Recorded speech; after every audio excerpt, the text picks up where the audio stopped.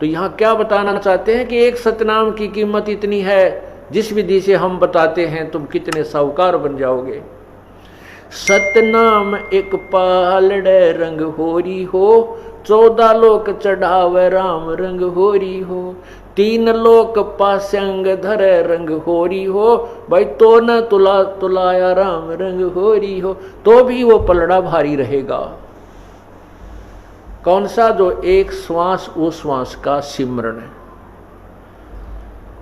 अब आप देख लेना आप कितना सुमन करते हो और फिर भी रह जाते हो, इसका मतलब है कि हमारे ऊपर बहुत ज्यादा ऋण है, बहुत ज्यादा ऋण है। असंख्य युग हो गए हमने याद इस काल के जाल में फंसों को, और काल ये ऐसा चतुर है कि हमारे पुण्यों को बहुत शीघ्र बर्बाद करवा देता है, कोई न कोई कारण बनवा देता है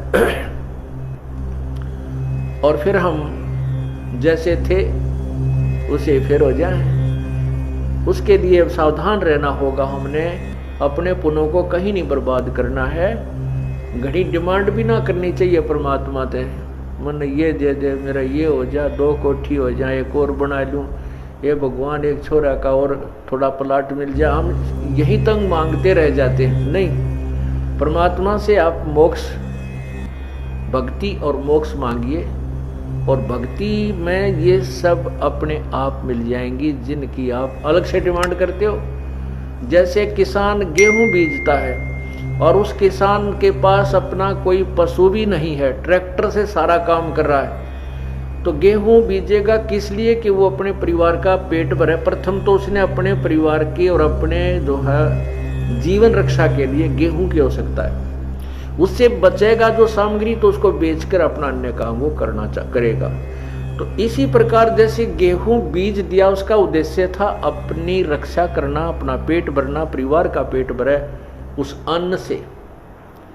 लेकिन गेहूं वो अन्न बनने से पहले भूसा पहले बनता है। वो भूसा जो बनता है तूड़ा, वो पशुओं का चारा तो फ्री में बनता है, धक्के तो बने अपने आप बनता है, वो तो बाई प्रोडक्ट है उसका। किसका? कनक का, गेहूं का। इसी प्रकार यदि हम मोक्ष उद्देश्य से भक्ति मांगते हैं प्रभु से, तो उस भक्ति के अंदर यहाँ के तुमने जो ठाठ बाट की आवश्यकता है वो तो आप मिलेंगे, बिना मांगे मिलेंगे, वो तो भूसा है यहाँ का। कोई बात नहीं, अभी ज्ञान नहीं है क्योंकि हम बहुत सताए हुए हैं दुखों के, तो उसके लिए कुछ तो परमात्मा अपने आशीर्वाद से तुम्हें एडवांस लाभ दे देता ताकि आपकी श्रद्धा कबीर परमेश्वर में बने कि ये भगवान है। उसके बाद फिर कहता है कि पुत्र अब तुम खुद करो, बेटा बेटी अब तुम साहूकार बनो, तुम स्वयं मेहनत करो, इस नाम का जाप करो, इस तरह धर्म करो, ये पुण्य करो। तो जैसे कोई ज़्यादा कहता है मुझे ऐसी तकलीफ है, मैं ऐसा है, तो हम कहते हैं तुम एक हवन के लिए, ज्योति के लिए संकल्प करो।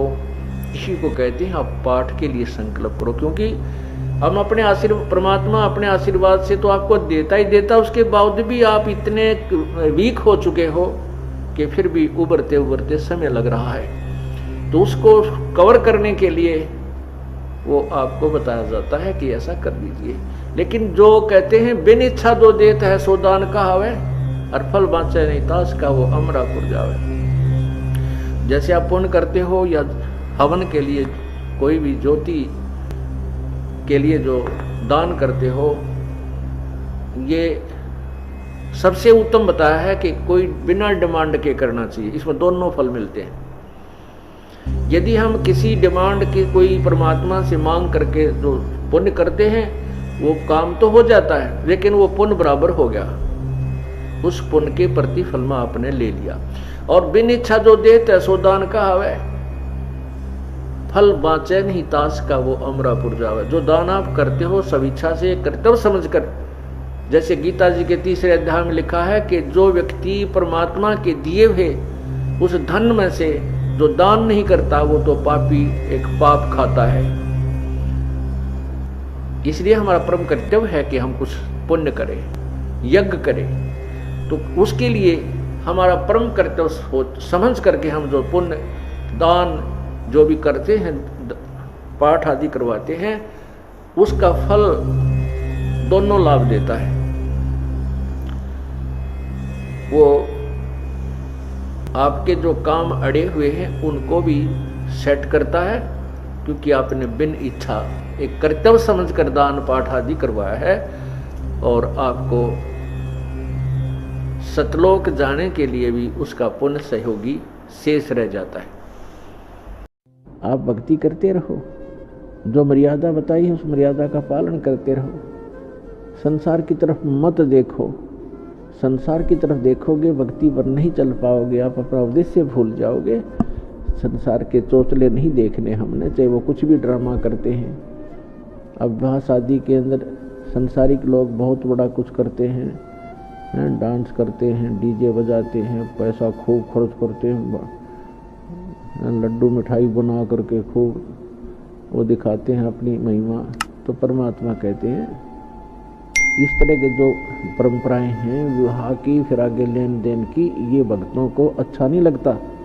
भक्ति मार्ग में बाधक है ये, और भगवान रुष्ट होता है। जैसे आपने देखा कि पहले दिन डीजे बजा रहे थे, लड़के का विवाह था, अगले दिन बारात जा रही थी, लड़का भी मर गया, 4-5 और मर गए उसी गाड़ी में, दुर्घटना में। पहले डीजे बज रहा था, अब वहाँ पर द्वाथट बज रहे हैं, टक्कर मार रहे, हाहाकार मच रहे हैं। अब बजा ले डीजे, खा के ये डीजे। परमात्मा से डर कर रहे, कदम कदम फूक कर रख, और भगवान प्रसन्न रखना पड़ेगा। हमने अगर इस गंदे लोक में जीना है तो जिस तरह भगवान प्रसन्न रहे उसी तरह अपना रहो, और फिर ये दुर्घटनाएं भी टलेंगी। साथ देगा भगवान आपका और आपके बच्चों का। तो इस प्रकार हमने ये बकवादियाँ नहीं करनी है। साधु भक्त को अच्छा नहीं लगता है, आम समाज कुछ भी करता रहे उसकी तरफ नहीं देखना, ना दहेज देना है ना लेना है, क्योंकि ये हमारे संस्कार उलझते चले जाते हैं, ये कभी निपटेंगे नहीं। फिर हमने ख़त्म करना इन संस्कारों को। और जो हम अपने बच्चे को धन दे दिया, राम नाम का भक्ति दे दी, इससे बड़ा कोई धन नहीं है। उसका सदा साथ देगा भगवान, जहाँ दुख होगा खड़ा पाओगा परमात्मा, और कोई भी हानि होगी उसको बचाएगा भगवान। तो माता पिता नहीं बचा सकते, कितना धन दे सकते हैं अपने बच्चों को, हम कितने दिन तक उसका पालन कर सकते हैं, नहीं हो सकता। तो भगवान पर विश्वास करना सिखाए बालक को, और पूरी दृढ़ता लाए, भक्ति दे उसको, तो वो सुखी रहेगा। उसके संस्कार भी समाप्त हो जाएंगे, सदा के लिए चलेंगे वहाँ, पीछा छुटवाएंगे, सदा सुखी रहा करेंगे।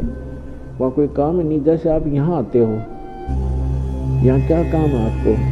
नहाओ धो, रोटी खाओ, भोजन करो, बना बनाया भोजन मिलता है। तो ऐसे सतलोक के अंदर है। यहाँ तो गंदा लोक है, यहाँ तो और भी समस्या शरीर में, कोई बीपी हाई कर दे लो, कोई बुखार हो गया, खांसी होगी, सिर में दर्द हो रहा है, या कोई टेंशन होगी, वहाँ तो ये भी नहीं है। और फिर वहाँ रहा करो दोनों वृक्षों के नीचे बैठे, ठाठ तक ग्रुप के ग्रुप बैठ के मतलब